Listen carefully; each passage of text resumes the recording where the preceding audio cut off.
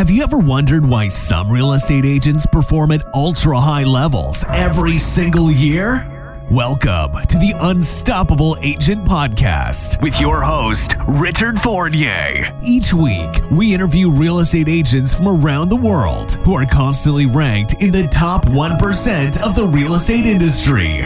My mission, share with you their best strategies so that you can create your own peak results as a real estate agent. It's time to become unstoppable.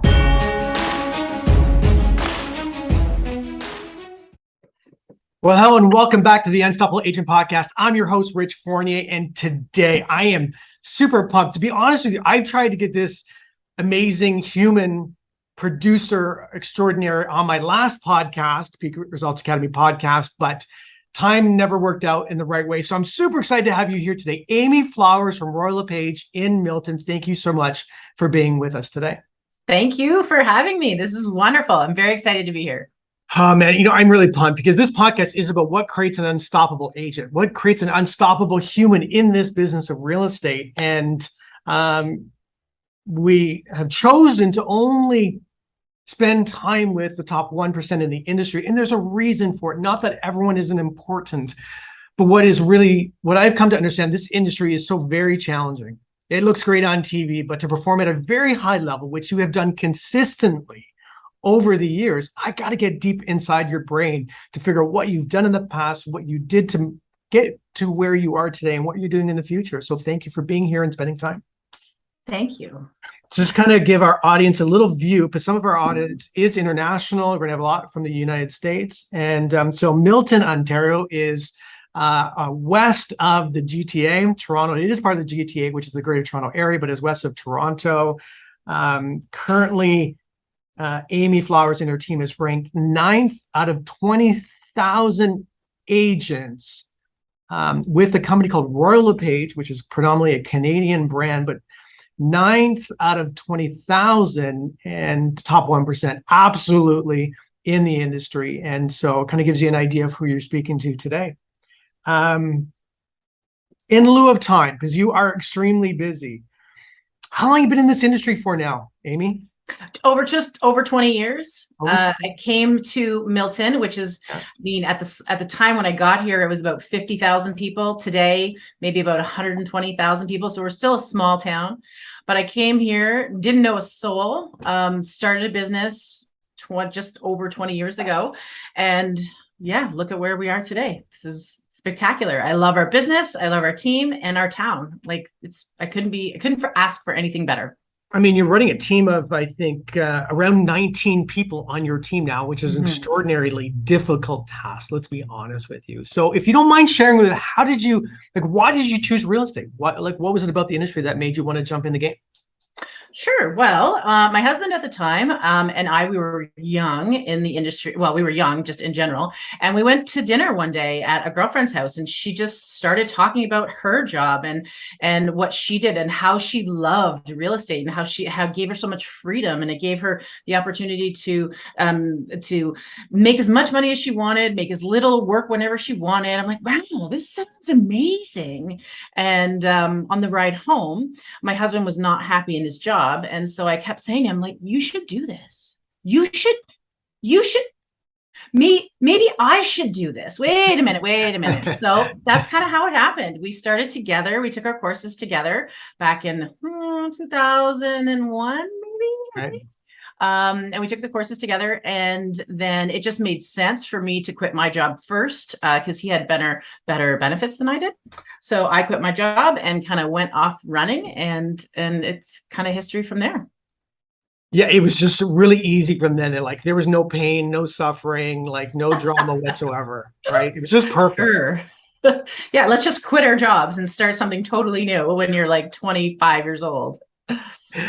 Well, listen, you had mentioned to me before we started recording that you had some thoughts around the industry, right? You had some topics that you wanted to discuss today. So I think you'd mentioned there was 12 things that you wish you would have done. And maybe if you don't mind jumping into that, because I'd love to hear about some of the pain and some of the suffering and some of the successes that you've had in the industry. Sure. Well, first I wanted to maybe start with people ask, okay, how'd you do it? How did you do it? How did you do it? And I'm like, how am I supposed to answer that question? Really? Like, Right. I don't really know how to answer that question. So I thought about it. I was driving after our conversation and I thought, okay, what was different about what we did versus what everyone else did? And my answer is we didn't do what everyone else did. So thinking outside the box, maybe you could call it being an early adopter, but it's not even an early adopter. It's looking at things the way they're being done and saying, you know what? They don't need to be done that way. Why do we have to do it that way? Why don't we do it a different way? Because I think there's a better way to do this. And I kind of sat down with a pen and paper and came up with the 12 different things, 12 different ideas throughout the 20 years that we've been doing this. And that showed me, oh yeah, everybody else was doing A. And I was like, I'm going to do Y just because. And it worked. And it I'm sitting here with pins and needles. I got a pen, I got paper, even though I have the recording, just jump into it, will you?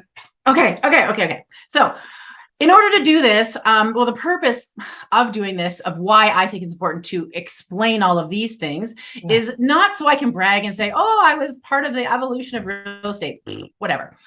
The purpose of doing this is to get you or people who are listening thinking differently, start thinking creatively and start thinking outside the box. Because honestly, how do you teach thinking outside the box? You can't teach that. So my thought is, let me run you through what our evolution, and stop me when you want, because 12 is a lot. So I don't have to do all 12. But put you in the mindset of where we were in, let's say, 2005, talk to you about what we did and why. And then ideally that'll spark some thought in your mind. That's perfect. You know what? Honestly, Amy, here's the truth. So we talk to a lot of agents every single day. And there's very few that produce at a very high level. There's very people that want to do something more in this industry. But really, I don't know if they got lost in their mind, their mindset isn't right, they have fear, they have doubt, they have trepidation, they have anxiety around the business. And they always think, maybe I'm just not doing it the right way. And what I've come to understand is there is no right way to do the business. There's legal things you have to do. Yeah, of course. But there's so many different personalities. There's so many interesting, diverse people in our industry. And so you outlining what you did, I guess it's a pathway. But there's a process to it. And so let's go at it and go all the way in. And please share some pain, though, because everyone shows the glitter. I want some of the pain. Sure. Well, pain, I think I might stick to the end. I'm trying to think pain. It's painful to do things the old way, in my opinion. Right. Okay, let's go back. Here's some pain. Go way, way back. I don't know if you were in the industry at the time, but way, way back. Brokerages used to be run as teams. Yeah. You were not an independent contractor. You were an employee. The brokerage paid all your marketing. They paid all your fees. They paid everything for you. And in turn, you got a 50-50 split on whatever you made. That is how it was. Yeah. And then somewhere in the late 90s, I think in the late 90s, it switched and everybody became an independent contractor.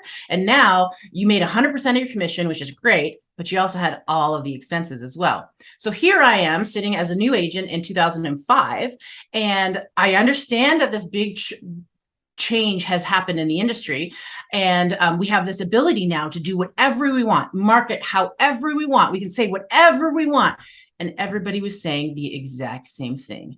They were doing print advertising and saying, look at my face. Here's the house. Look at my face. Here's the house. Little head, little house. Little head, little house. That's all you saw. That was how people marketed in real estate. I was like, this is crazy. So I went to University of Guelph for marketing, and I didn't really think that there was any other way until I went to a conference and, oh, there's a different way. You can brand yourself. I'm like, well, what's that? Well, just like Pepsi has their own brand, everybody has their own brand. You can't see it very well. So, okay, this is interesting. So then I'm sold right from the get-go. It was extremely expensive, but that was the catapult, the thing that catapulted us to create the brand that we have now. So we did something just so you know, I when I moved to Barrie, which is north of Toronto for everyone listening, and I drove through Milton, I saw your cars, flowers everywhere, right? And I was that's like, one of the 12 things, cool, right? Okay, go. That's awesome. I'm glad you saw that.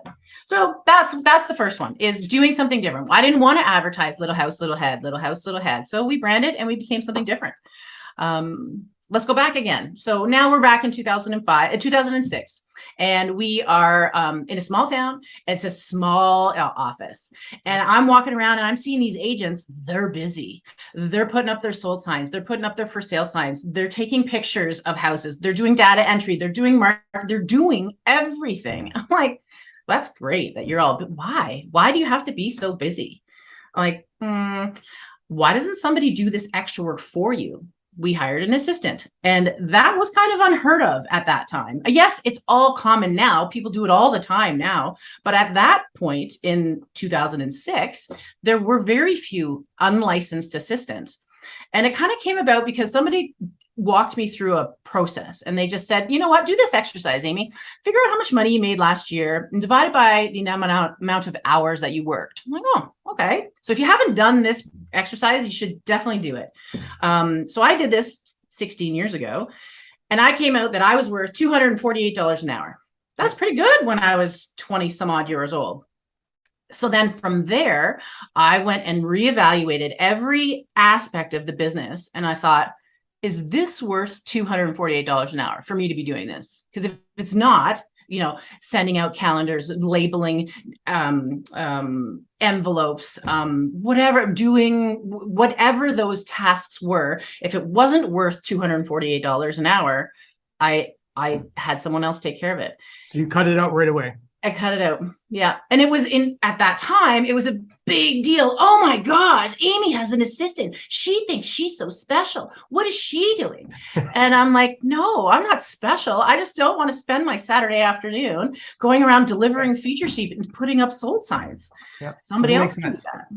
Yeah. Can I just stop you right there for a quick sec? Mm-hmm. Like, there is a mindset around that though, because I know a lot of agents. So this is really important. In that moment, you had a mindset that you were going to win by doing this, where most people will think about losing on the money aspect, to think about losing the money by paying someone else to do this. Why did you have that mindset, and where did that come from? That part that's inherent in me. I've talked to my really close girlfriend about that many, many times, and it's been inherent in me from the very beginning. A lot of people, they go and set goals, and then they achieve their goal, and then they have a reward. That's not how I work. I go and find something that I want. Like when I was in my early 20s, it was an LCD TV. I don't know if you know what no, I'm just kidding. Everybody knows what an LCD, but they cost $5,000 back then. Yeah. So here I go and buy an LCD TV, and my husband was like, how are we going to pay for this? I'm like, I don't really know, but we'll figure it out. And so that's how my mentality is if I decide that we're going to do something, it's just going to work. I'm going to make it work. Yeah. So just on a side note, that from the 100 plus from before agents that I've interviewed, and hearing this from you, I am of the firm belief, if belief isn't there, it doesn't happen. Like, it's impossible. I don't care how much training, how much help, how much money you have behind you. If you don't have a belief around yourself and around what you're able to create, it's impossible to succeed at a high level in this business. So then once you know that, how do you teach it? So there's brokers, and a particular broker, but I'm not going to say this person, but this person to me, he said, Rich, there's no way. You can't teach it. It's either you have it or you don't. I'm under the belief that you can. And I spent many years working with some of the best performance strategists in the world to learn how to do that.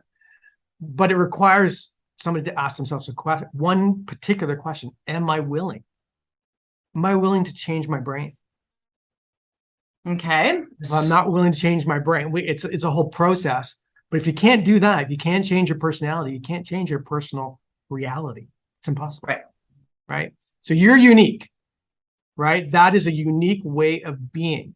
So how did you translate that into the real life of paying assistants, marketing dollars, bringing people in, money going out, sometimes money not coming in? How did that work out? I don't really know that I understand your question. How did it work out? How did you create that mind process to say, I'm going to pay for my assistant. Maybe the house doesn't sell. There's no money come in. How did you float all of that in the beginning? I honestly, you just make it work. So I looked and say, okay, are there enough tasks to keep somebody busy? Right. And then it took a while to sit down again with a pen and a paper and fill up my notebook of all the things that could be done. I'm like, okay, first thing, there's enough work to be done. That's first. 2, do we have enough income? Like, okay, so we're making about $150,000 in total. Well, my husband still had his job, so that was another $50,000. So we have now $200,000 plus minus the expenses and stuff. So what happens if it's my lifestyle? If I pay this person $35,000 a year, this was at the time, by the way, this is not now. At the time, am I going to be okay having $35,000 less? Will I make more money doing that? Right. What if I don't make more money doing that? I'm like, well, that would never happen. Of course I'm going to make more money because I've leveraged my time and now I can do money making activities. So it's like the thought process on it is quite quick. 1, do I have enough work? 2, am I okay making less? That's not going to happen. Move forward. We're going to make more. How are we going to make more? Let's focus on that. Awesome. Yeah. Awesome. Yeah. When you made that decision, and did you add in new buyer's agents after the fact, or let's go there next. Perfect. All right. So now we're going to fast forward to 2009. In 2009, the teams were just starting to emigrate, I guess you could say, from the big US teams into Canada. We were just starting to get teams in our industry, like in our marketplace. And with the onset of the team, in my opinion, came the onset of the ego. And the ego took over. You would see billboards and signs and commercials. We're number 1 for whatever, and we're number 1, and you want to deal with us because we're the best. That was crazy in 2009. And with that came, oh, you know what? I'm really busy. I'm going to have my assistant help you. I'm going to have my buyer agent help you. And that was said with a very demeaning tone. That's what I saw in the industry. And that was becoming the norm. Oh, yeah, no problem. My buyer agent will show that to you. I'm like, who are you? Why is it? Anyway, I didn't like that tone. To me, it made the buyer agents and the team members feel probably this big in their eyes. And why would they want to work on a team where they felt this big? But then also, I think that the public viewed them that way as well. So it's like, if I'm selling my house, why do I want your buyer agent showing me houses? I'm like, no. So from our beginning is our team members, as they were onboarded, were always partners. They were always business partners or team members. They're never an assistant. They're never a licensed assistant was a big term, or a buyer's agent. We just never brought that on. And so it was always the mentality that they are just as good, if not better than I am. And you don't necessarily want me to sell your house. You want her to sell your house because she's excellent at it. So empowering agents was a big one in 2009 when everyone else was all about the ego. Which is a complete differentiator in the business. I remember starting in 2009 and we saw a lot of that ego, and I still see the ego today, which I don't feel from you at all. And I don't see it on your branding, by the way. No, that was really important that you don't see that on my branding. You don't see my face on the signs either. Never did. And that was very calculated, I'm assuming. Yes, absolutely. Yeah. And the only reason we started out as the Amy Flowers team is because back when we first started, you had no choice. Our governing body required that you advertise in your name. So we had no choice to be the Amy Flowers team. And it wasn't until just last year that we changed it to Flowers Team Real Estate, because it's not about me. It never was about me, but we had to do it at that point. No, I love it. And it shows really, really well, by the way. Thanks. Very good. Please continue. You mentioned cars. I love the cars. They were prominent. I remember seeing them. I'm like, you cannot miss your brand. Mm-hmm. Yeah. I'm a little jealous around your last name, but right. So with the last name, it kind of made sense. Do you remember what kind of cars we have? Was it a beetle? Of course. See? How I'm can not it making not this be? up. I don't lie. So back now, I'm going to go to 2010, and I knew the idea that, oh, you should drive a Beetle. You should drive a Beetle. Oh yeah. I don't want to drive a Beetle. I'm doing pretty good right now. I don't want to drive a Beetle. And then it was a trainer friend of mine who said, why don't you have your unlicensed assistant, which would be your my partner, my team member, in the office, my administrator. Why don't you have your administrator? Why doesn't she drive it? I'm like, oh, wait a minute. Yeah. She lives in town. She's going to be driving around town. She delivers stuff all over the place. Our office is in a very prime location in a great corner of town, and it's an incentive to her, and I can write it off. Huh. Interesting. So we started one, and it went crazy. It's better than a billboard, way better than a billboard. So now we have 3, and I'll never stop those. They don't make the Beetle anymore, though. I don't know what I'm going to do. Well, you could think of the little BMW minis will be great. Sure. Yeah. The Mini Coopers. Now, Dan Cooper, I had a chat with him. I'm like, Dan, you have to get the Mini Coopers. Come on. He was on our podcast a few years ago. There you go. Yeah. That's great. That's great. So you have 3 of them now, and like you can't buy that kind of, like, no billboard can ever replace that. Right. Impossible. Yeah. Absolutely impossible. So 2009, and then as you entered into 2010, 11, how did that work?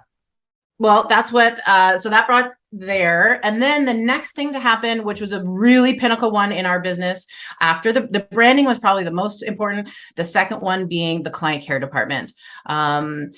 In my world, this had never happened before. Now, I do know by learning just from other companies that this did exist, and it was called the listing coordinator.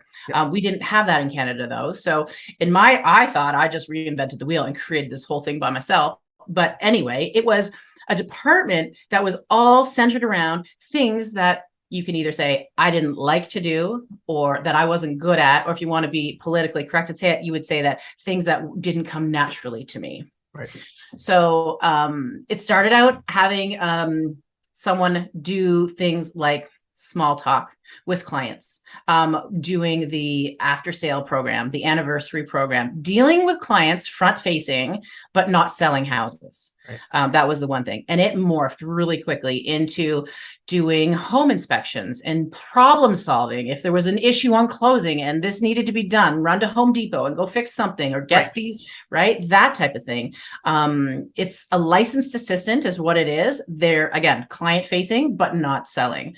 This department for us was key. And when I talk to clients after the transaction's over and I say, what was your favorite part about working with our team? That's always in the top 2 is working together with their client care rep and how amazing they are.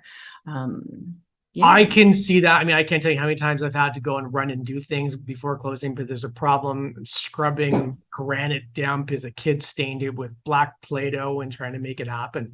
And a client care coordinator would have been amazing to have. Mm-hmm. Like huge game changer for us, game changer. But nobody was doing that at the time. Again, back in 2010, everybody did their own thing. Well, why would they want someone else? No, everybody wants me. They want me to do it. No, they don't need you to scrub the grout on closing because there's a problem. They don't need you to do that.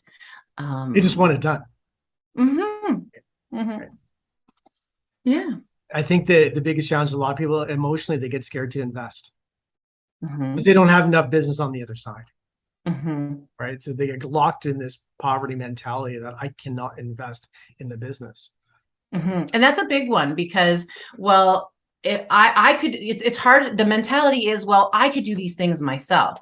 Right. And it goes back to the $248 an hour. Is it worth $248 an hour for you to be doing that? And I can tell you in 2010, that dollar per hour went up for me. Sure. So is it worth that? Like, no, go out and do money-making activities.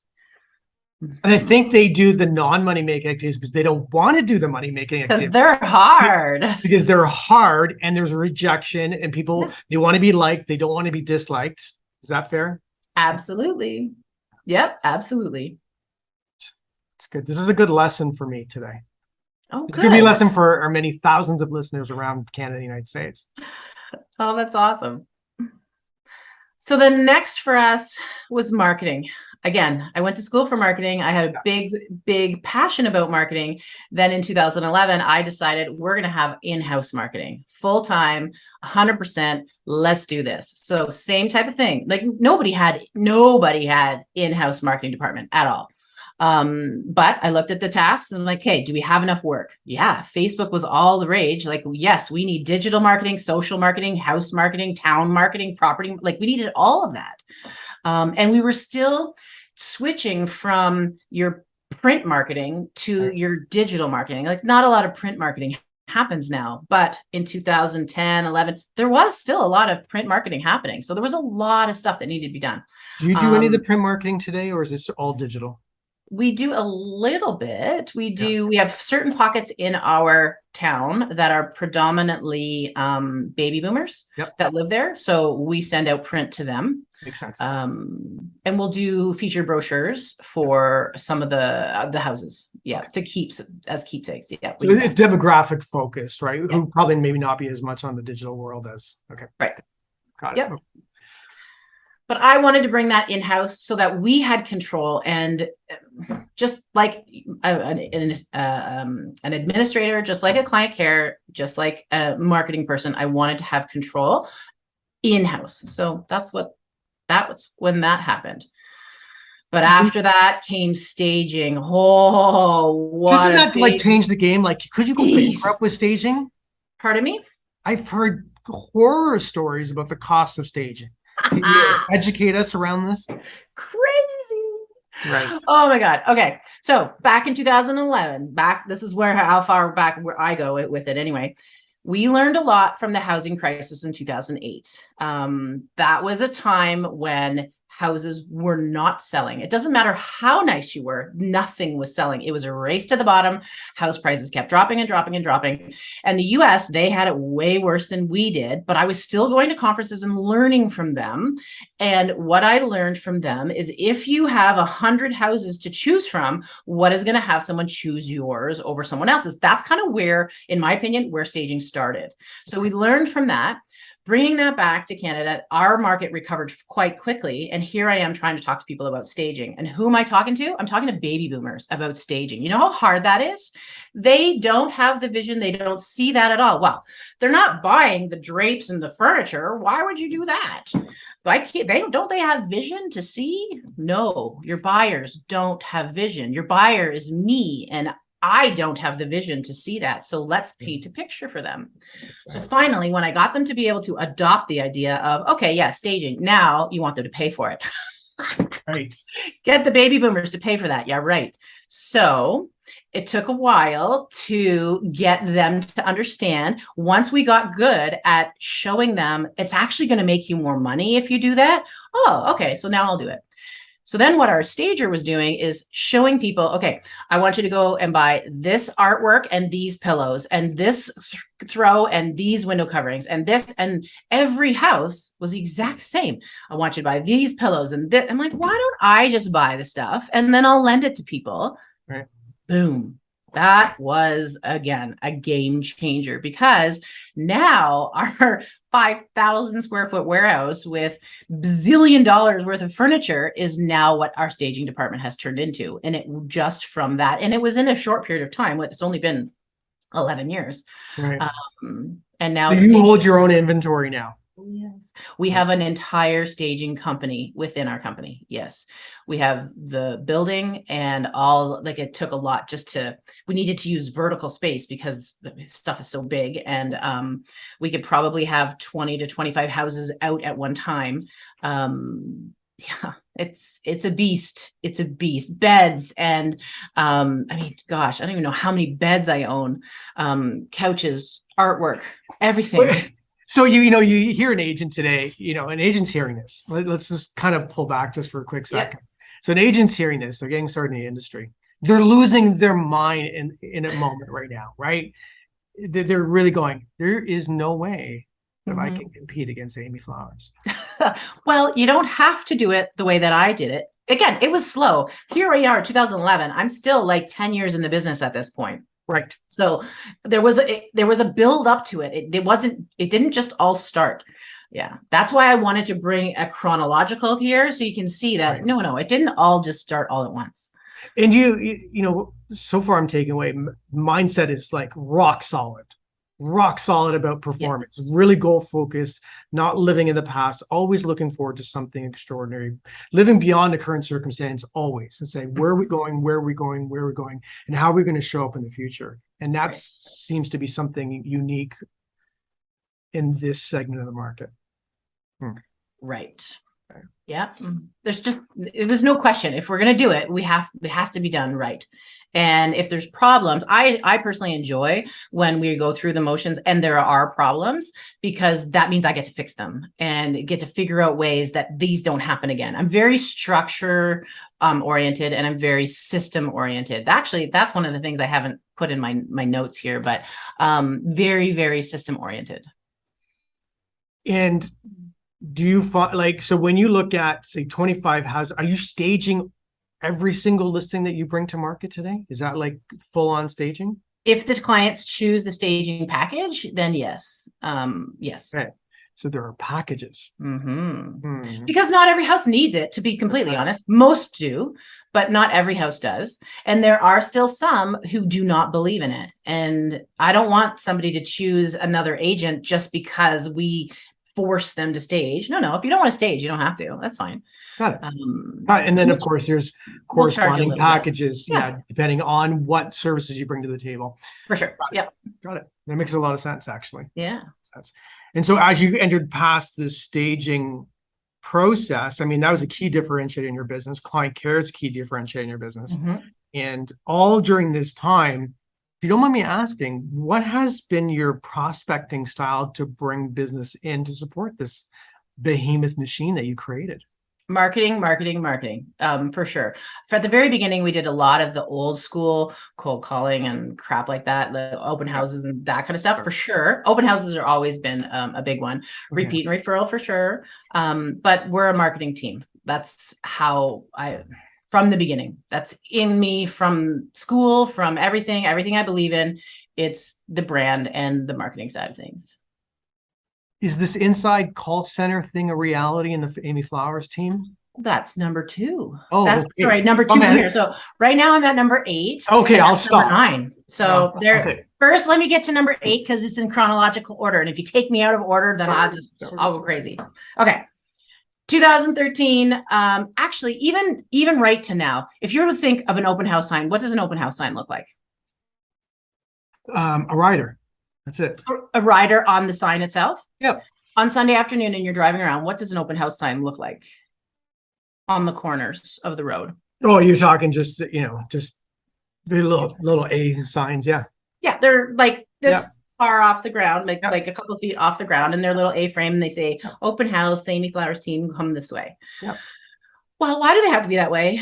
It's like, they don't need to be that way. They don't need to be that size. What if you were to drive by a car dealership, and on a Saturday afternoon, they have outside of their dealership big, huge, 9 feet tall feather flags. Yep. And they've had those for years. That wasn't new for them. So in 2013, I'm like, why? Why do we have to have little tiny, small, little open house signs when the car dealership guys have these 9 foot tall flags? Like, I'm going to buy some of these. So I bought them. They were crazy expensive because nobody shipped them to Canada. It was very hard to find. So I bought 25 of them. And sure enough, every weekend, I don't care if we had 1 open house or 4 open houses, I used all 25. 25. All of them. They were everywhere. Oh, yeah. They were everywhere. And they're 9 feet tall, and and nobody's ever done this before. They're flapping in the wind. Anyway, they were excellent. And man, did people start talking about those. It is 10 years later, and we still use them. They're great. Yeah. We use them. I want as many out there as possible. And people still talk about them. Well, it gives you the opportunity to consistently showcase yourself in your name, like in different parts of the city. And there really is no cost, one upfront cost, and you're putting it in. It makes a ton of sense. Mm-hmm. And again, it's different than your little tiny one that you see on the side of the road that everybody else has. Yeah. Okay, inside sales. bring us back. I was sitting on my couch. I was like in my early 20s. My landline phone rings and I answer the phone and it's some girl talking to me about insurance, about life insurance. I'm like, I don't have any life insurance. And she says, well, you should really have an appointment with Lisa. She's going to come to your house and she's going to talk to you about life insurance. I'm like, okay, sounds good. So the next day I had an appointment with Lisa. Like, hi, Lisa, but that wasn't you on the phone yesterday. She says, no, that was my inside sales. What is this person you speak of? I'm like, tell me about that. And so she told me all about it. She sold me a life insurance policy. So I thought, well, why can't I have that? Why can't I have someone on the phone talking to people and trying to book appointments for me? Well, I went back and talked to the industry and they're like, oh, you can't do that. You can't do that. You can't do that because you can't have an unlicensed person trading in real estate. Like, Right. well, I don't want them to trade in real estate. I don't even want them to talk about real estate. I want them to book me appointments. Oh, well, that can be done. I don't know. It can be done. So that's how that started. Created a department around that. I actually outsourced to an American company to figure out, okay, how can we pay this position? How does this work? Kind of feeling like I was reinventing the wheel, but I wasn't. It existed. It just didn't exist in our area. And that's how it started. So their job now is following up on leads, following up on warm, cold leads, making sure things don't get dropped. When you're running a big real estate team, there's a lot of low-hanging fruit. And of course, as a salesperson, you're going to deal with the low-hanging fruit all the time. And if there's a lot of it, well, that nobody's digging for business anymore. So I'm like, okay, well, either hire more salespeople. I'm like, no, I think I'm going to hire a team to be able to nurture these leads and create appointments and give them to the salespeople. So my salespeople are really happy. They don't have to. I can imagine. I got my arm up. Like, I feel like I'm in class right now. This is amazing, by the way. Like, oh my God. I wish I'm paying you for this. I got my arm up, like, again, please, teacher. So you built this team inside your office as an example, and you train them yourself. Do you bring people in to train them? What did that look like, Amy?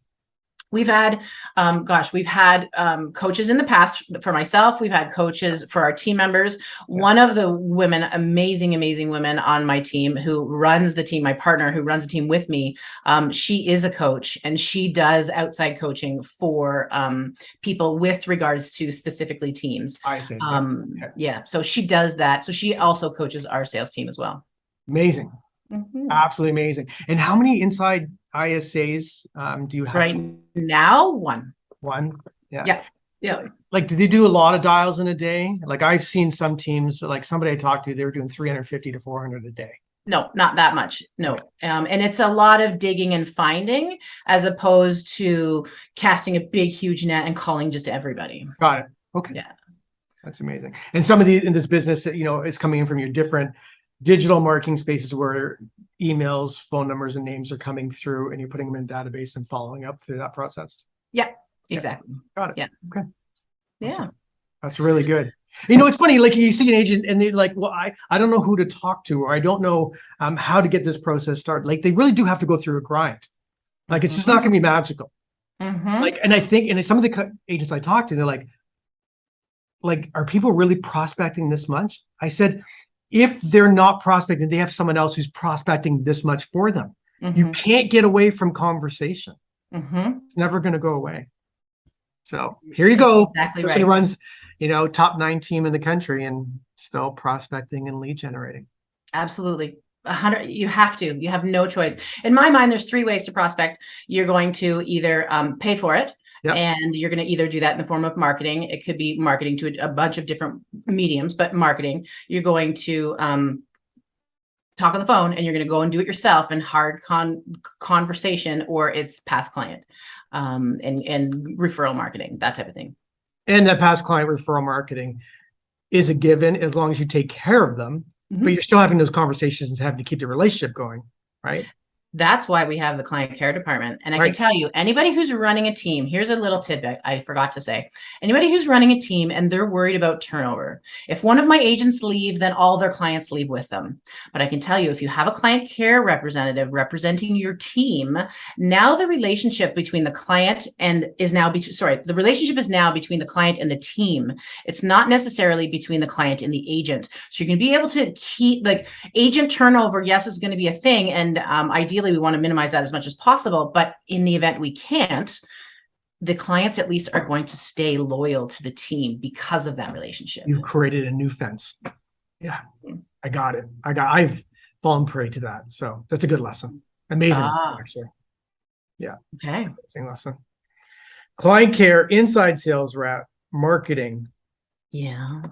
Inside of the marketing. What's next? Yeah. All right. Where are we? Number 10, almost done. So number 10, we are, okay, you're going to remember this. So winter of 2020 wasn't that long ago. We all remember. We choose to forget, but you actually remember what it was like. It was crazy scary. Yeah. People weren't leaving their houses. People weren't going and visit. I didn't visit my mother. People didn't leave. You couldn't go to Starbucks. You couldn't go to the library. You couldn't go to the mall. Nothing was open. You did not leave your house. Yeah. Do you remember what the real estate market was doing at that time? Yeah, I do, actually. It was crazy. Yeah. Every listing that came out, 100 showings every time. Well, if you're a seller, what did you do? Where did you go? So we had a really serious problem. This came out of a problem fix. So we had a serious problem. We needed to stage a house. The sellers had nowhere to go when we staged the house. I'm like, well, you have to. Or they had 100 showings happening in 2 days. Where are we going to go? There's nowhere to go. So we created a loft space. I have a little video that I would show normally on this, and it is a completely self-contained separate area in our office with a TV, a dining room, a coffee maker, a living room, an office area, a bathroom. This is your space. And we just marketed the bejesus out of it and said, this is your home away from home, your place to feel safe, whatever we were saying about that. And every one of our clients had the opportunity to use it. If you had showings and you needed to be out of your house, this is your space for the day. We cleaned it every night after you left. It was all set with snacks and coffee and whatever you needed. Uber Eats would come and drop you off lunch. Like, that was over the top. We had to fix a problem. Right. It was a serious problem. And I'm like, problems don't exist in my brain. I'm like, no, I'll just figure out a way to make it work. So we figured that out, and it was amazing. I could see it. I mean, we've had clients stay at our house with their dogs because the problem with their closing, drinking wine in my living room. And it was great, but I can't do that for everybody. Right. Right. I'd be an alcoholic. Right. That's amazing. Amy. What a story. What a great strategy. Mm-hmm. So then from there, the loft went really, really well for about 1.5 years. And then as the summer hit, the second year in, people didn't need it anymore. They were outside. They were going to visit people. It just wasn't a need anymore. So we switched that space and we made it a video studio. And then one of the last things that we did is hire a full-time videographer, literally like last week. So that's going to be one of the things. Who else has a full-time videographer on staff? So that's for 2022. That's a new thing that we're doing. Today, if I was to start over, 100%, a majority of my marketing dollars would go into a full-time videographer to cut and do everything today for me. Everything. Like, why didn't we do this earlier? And why don't more people do it? Anyway, we're literally a week into it. So, and having a driver wherever I go, so I can talk to people, right? Amy, I don't think I've ever, so we've talked to a lot of agents over the course of, I have never had anyone put together a chronological way of explaining their career and those major inflection points in a career. And that is absolutely amazing. Like when I look at an agent, like, what did they do to start now? Like when you hear that, and I hear you, and I'm in awe of what you've accomplished and what you're still continuing to do. How can I tell it? What do I do with an agent? I tell them to start a team or join a team. Like, what do they do? I would say it depends on if you're a leader or if you just want to go and make a whole bunch of money in real estate, go and work on a team. Come and work on my team. Our agents make a lot of money. Yeah. If that's what your passion. If your passion is to be a CEO and create something, then go and do that. My passion is not real estate. Oh my God. Everybody thinks I'm crazy when I say that. I'm like, no, my passion has never been real estate. My passion is being a CEO of a company, creating these amazing lives for our clients and for our team members. I want that. And creating this massive thing, business, the company, that is what my passion is. I'm not very often am I speechless. Yeah, you did your job today. I think many people are going to hit stop and rewind and replay on this podcast and watch this video for the sake of time, because you've already told us everything that you do. Is there anything else you can say that will inspire someone to perform and go to the next level in their business? The only things, do it sooner. I'm trying to think, what are the things that I wish I did sooner? Yeah. I wish I hired a marketing person sooner. I wish I did our manual sooner. I wish I embraced new platforms of social media sooner. Like, I'm the bomb on Facebook. Well, that's not very helpful right now. Right. Right? Embrace those social media things sooner. Yeah. Can I ask one question around social media with you? Yeah. When you look at social media, do you drive actual business from social media? Do people reach out to you through social media? Okay. Yeah. Yeah. Okay. Absolutely. TikTok. So it's not just that. It's also a form of like, it's replaced your print marketing. It's replaced your billboard marketing. So this stuff is brand marketing now. Yeah. So it's not just, it's twofold. Yes, people come in and say, hey, I want to sell my house. We've seen you on Facebook. We've seen all your reviews. We've seen all this. Yeah. But it's also the brand. I need people to be like, Amy, hi. Right. And I'm like, I don't know that person. And Right. I'm like, oh, well, we see you on Facebook all the time, or we see you on social media all the time. I'm like, hi. I don't know them. Right. And when you say, well, it happens, but I think what you just said, and I think you glancing over it, where an agent is saying, oh my God, somebody actually reached out to me on social media and wanted to talk to me about real estate. Now, why isn't that happening for some people? Is it because they're not doing it well enough, or they're not doing enough of it? I would say they're not doing enough of it. Think about it. Like, marketing is such a huge aspect. Big companies spend millions of dollars on marketing. So to think that you're going to have the same type of impact by going on and doing a few posts and commenting on a few things, that's not a marketing strategy. That is not a marketing campaign. If you're going to be big into social and that's going to be your main focus of where you want to drive business from, you need to have a plan about it. It needs to be you need to have somebody who understands the algorithms and understands what time to post and who your demographics are and what type of things you're going to say and how you respond to comments and when you respond to comments.